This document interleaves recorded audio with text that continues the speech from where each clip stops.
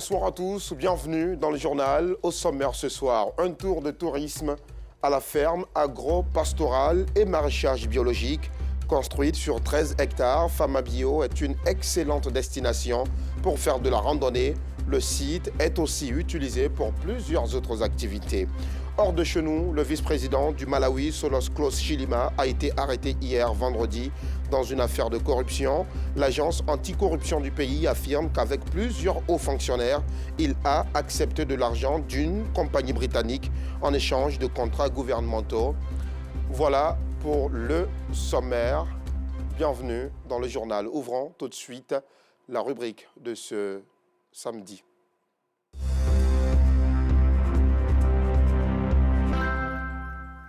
La ferme agro-pastorale et maraîchage biologique est une excellente destination touristique. Famabio, ou le zoo de Maféré, dans la région du Sud Comoé, est à la fois un centre de recherche, de formation et un espace de détente. On y fait de l'élevage, de la culture de vers de terre et du maraîchage. Le site, vaste de 13 hectares, va conquérir les cœurs des amoureux de randonnée.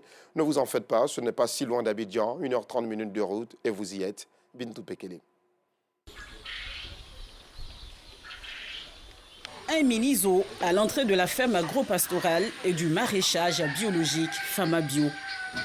Cette ferme est à la base un centre de recherche et de formation en agriculture tropicale. Très vite, Famabio est devenu un site touristique. Le décor et la mise en place s'y prêtent bien. Dans ces cages, des animaux ramenés de l'étranger. Ils sont nourris avec des aliments produits sur place. Pas de produits chimiques, ni de vitamines. Nous partons en groupe pour chercher de l'herbe, pour venir les alimenter avec. 2 fois par jour, le matin on donne, et puis le soir, les après-midi, on vient les ravitailler également. Qui dit centre de formation, dit lieu d'apprentissage. Étudiants et particuliers sont formés à la production bio-végétale, bio-animale et biogaz, les 3 axes majeurs de ces sites. Pour le moment, j'apprends le B.A.B.A. pour les poussins, comment nourrir les poussins, comment s'occuper des poussins, jusqu'à ce que j'aie la taille normale. C'est les autres animaux, c'est l'entretien et puis la nourriture. Acheteurs et éleveurs d'animaux viennent s'approvisionner aux zoo de Maféré. Les lapins nous élèvent. Nous, on ne connaît pas, mais on se laisse un peu avec eux, quoi. Et puis on puisse connaître comment faire. Entretenir et nourrir les animaux, c'est aussi le quotidien des agents de ces sites. Tous les matins, il faut préparer les chevaux pour les visiteurs. Ici, on apprend à monter à cheval.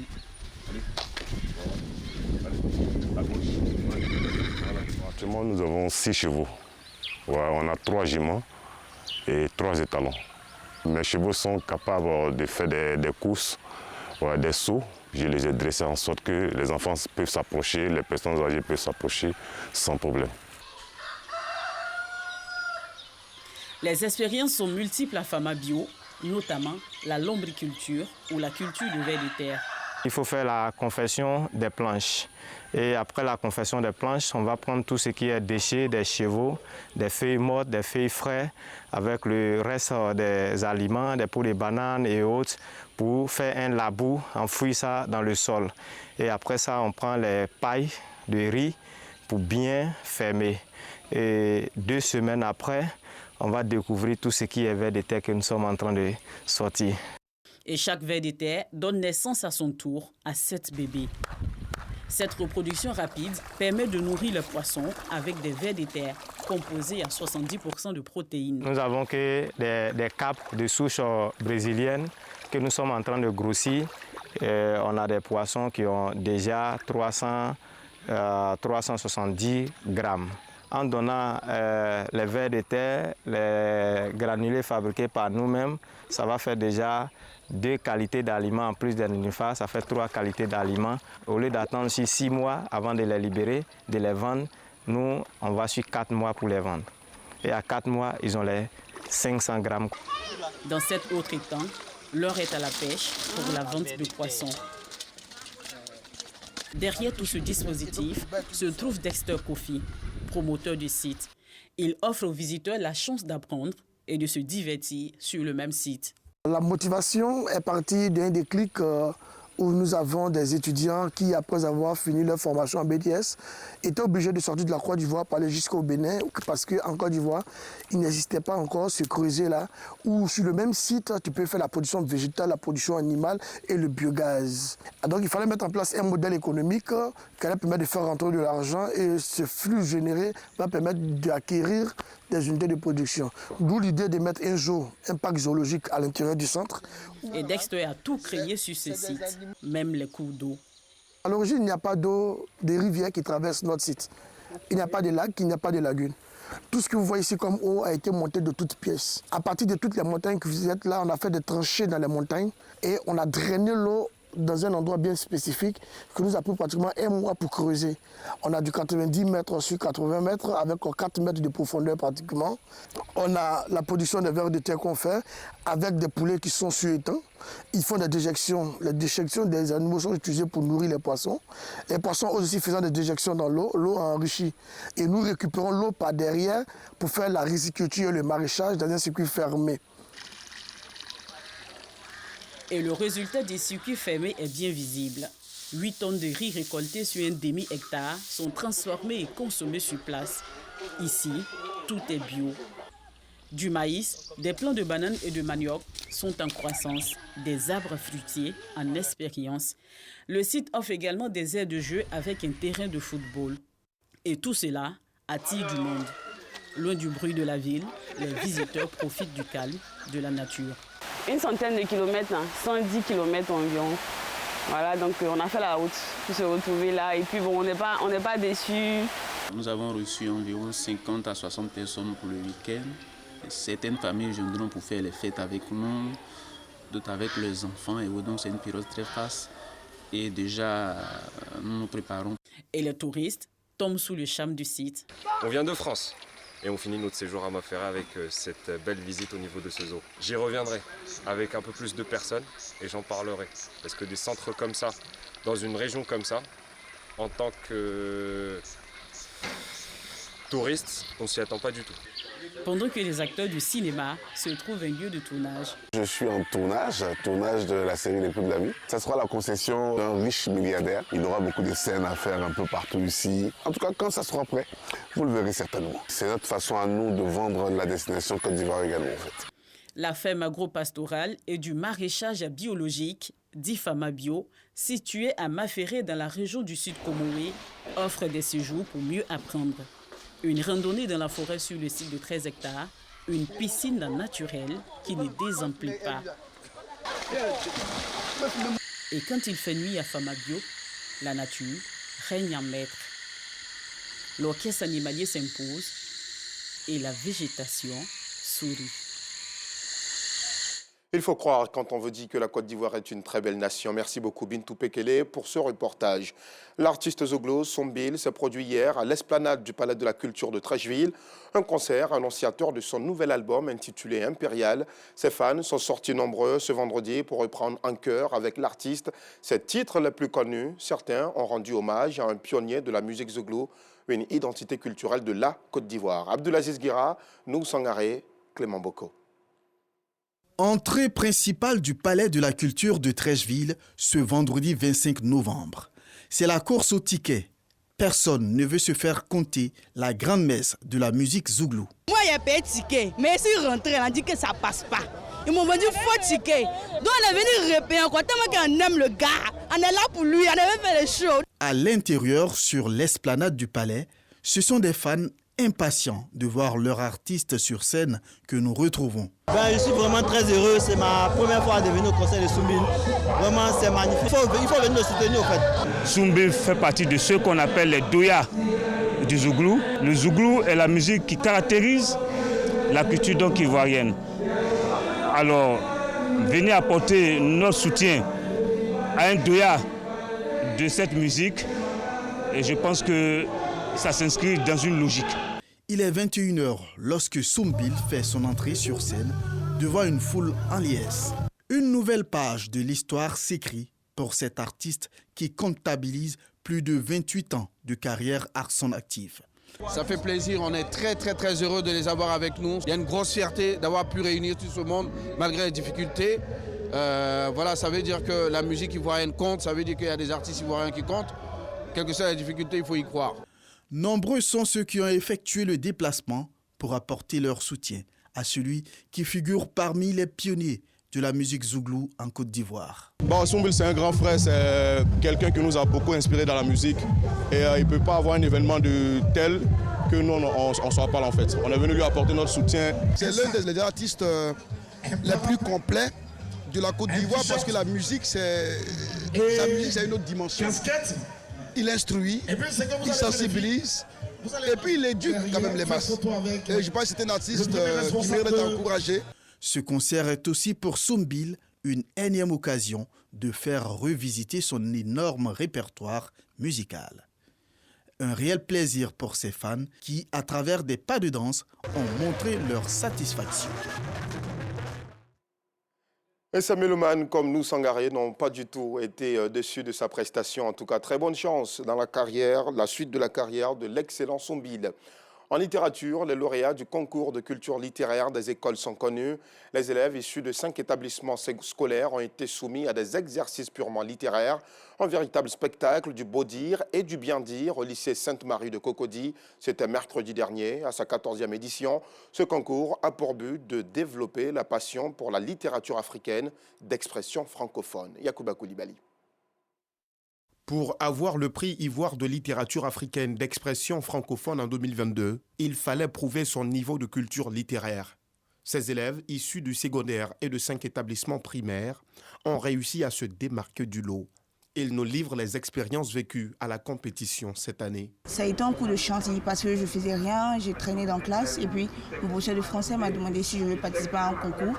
Ça parlait de la littérature en général, tout ce qui portait sur les écrivains. Je fais la série C, donc c'est pas commun pour un élève scientifique de participer à un concours littéraire et d'être pris. Donc d'abord c'est une fierté pour moi et je suis très honorée d'être ici. C'est tout d'abord une fierté. Et je remercie le lycée Sainte-Marie pour l'occasion qu'ils nous ont accordée de participer à ce concours, qui nous encourage à nous intéresser à la lecture et aussi qui nous apporte un plus à notre culture.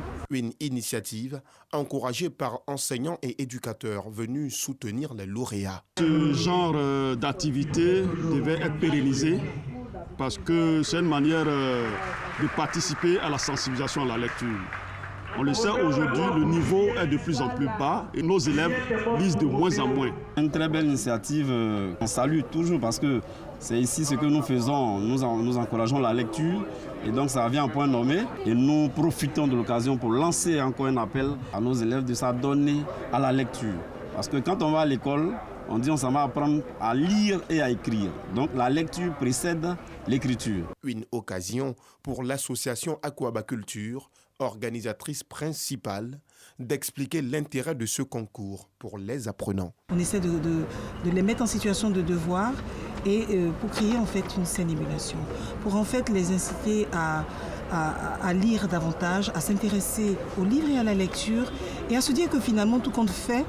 Lorsqu'on s'y intéresse aussi, on peut être invité à être élevé, à être primé, on peut être mis en lumière au niveau de la société, susciter dans ces enfants-là des envies de devenir, pourquoi pas un jour, des écrivains, qui des libraires, qui des éditeurs, pourquoi pas d'être là à notre niveau, qui des promoteurs de littérature, promoteurs de prix littéraires. Cette année, la compétition s'est élargie aux élèves du primaire en vue de les initier à la culture littéraire. En religion, la communauté musulmane de Rubino, dans le département d'Agboville, dans l'Agnébitiassa, s'est réunie pour prier en faveur de la paix, la cohésion et la stabilité du pays. Ce grand rendez-vous islamique a également mobilisé les autorités administratives, les élus, les cadres et fils de Rubino. Cette cérémonie religieuse a bénéficié du soutien du président de la Chambre de commerce et d'industrie et du directeur général du groupe RTI. Tous deux ont exhorté les hommes de Dieu, les prédicateurs et les fidèles à prôner les valeurs de solidarité, de tolérance et d'amour. C'est ce que nous explique en tout cas Pargassoro Kone de Madongi.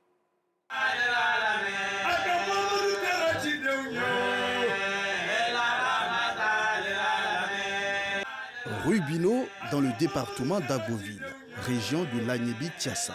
Sous ces bâches, guides religieux, moukadam, prédicateurs et fidèles musulmans, tous réunis pour prier pour la paix, la cohésion et la stabilité en Côte d'Ivoire. À ce grand rendez-vous islamique, les représentants du président de la Chambre de commerce et d'industrie, Fama Touré, et du directeur général de la RTI, Fosseni Dambélé, respectivement parrain et président de cette cérémonie religieuse, ont exhorté hommes des dieux et fidèles à prôner autour d'eux les valeurs de solidarité, de tolérance et d'amour. Quand nous sommes solidaires, la Côte d'Ivoire est debout, nous sommes en paix et là, nous pouvons développer tout ce que nous voulons. Dambélé Fosseni a demandé aux guides religieux ici présents, à tous les fidèles musulmans de Rubino, de prier pour la paix, la cohésion, la stabilité en Côte d'Ivoire. Sans paix, sans stabilité, il n'y a pas de développement. Pour la communauté musulmane de Rubino, ce rassemblement vient à point nommé. Elle se réjouit d'ailleurs de la qualité des conférences. S'il n'y a pas la paix, aujourd'hui on ne peut pas se retrouver ici aujourd'hui pour pouvoir prier. La cohésion est tellement importante, donc les imams doivent prier pour la paix, ils doivent prier pour la Côte d'Ivoire, pour le président de la République. Communauté chrétienne de Rubino, mais aussi élus et cadres de la localité. Tous étaient de la partie, car personne ne voulait se faire compter l'événement. Je crois que c'est la même chose que nos curés et vicaires prônent à l'Église catholique. Il faut nécessairement prôner le dialogue interreligieux pour qu'il y ait l'entente entre les chrétiens et puis les musulmans, pour qu'il y ait la cohésion en Côte d'Ivoire. Cette cérémonie religieuse, elle est bienvenue pour que Rubino soit en paix. Les imams, le soutien de Madame le député maire. Rappelons que cette cérémonie de prière pour la paix et la cohésion s'inscrit dans le cadre de la commémoration de la naissance du prophète Mohammed. Un reportage commenté par Clément Boko. Et cette note moins joyeuse dans cette édition. Le chef du village de Gbeti-Tapéa, Théodore Odjenyokpa, n'est plus. Son corps sans vie a été découvert le mercredi 23 novembre dernier, non loin de son domicile. Sa disparition plonge l'ensemble des villageois dans la désolation. Notre équipe de reportage s'est rendue dans le village pour voir l'atmosphère qui y règne après ce triste événement. Maïssa Kogay. Consternation et tristesse à Gbeti-Tapéa, village situé à 11 km sur l'axe Issia-Daloa, au sud-ouest du pays. Le chef de cette localité, Théodore Odjenyokpa, a été retrouvé mort, visiblement par pendaison, à quelques encablures de son lieu d'habitation, comme le confirment ses proches. J'ai appelé mon papa pour qu'on mange, parce que d'habitude, même peu importe s'il est au bord de la route, que tu cries son nom, chef, il vient. Donc je l'appelais papa, papa, chef, papa, papa, il ne répondait pas. Mais c'est là ma tante, en même temps, m'a demandé, mais il y a quoi? Et puis depuis tu appelles ton papa, et puis il ne te répond pas. Il est couché ou bien il fait quoi? J'ai dit, moi, mais je ne sais pas. Qui s'est déplacé, mais il n'est pas arrivé encore loin. Je l'appelle, il ne me répond pas. Cela m'a dit, va voir. Elle-même, s'est déplacée. Elle et moi, nous sommes allés voir derrière la maison. On ne l'a pas vue. Son épouse est inconsolable. C'est lui qui représentait tout pour moi, dans toute ma vie. Mon cœur me coupait jusqu'à aujourd'hui. Je ne me retrouve même pas et je n'arrive pas à manger. Je me demande, je me pose des questions. Je n'arrive pas à comprendre. Pour les habitants de Gbeti-Tapéa, Théodore Odjenyokpa était un homme paisible, aimable et un bon chef. Il était un chef simple, un chef qui savait prendre de grandes décisions là où il fallait.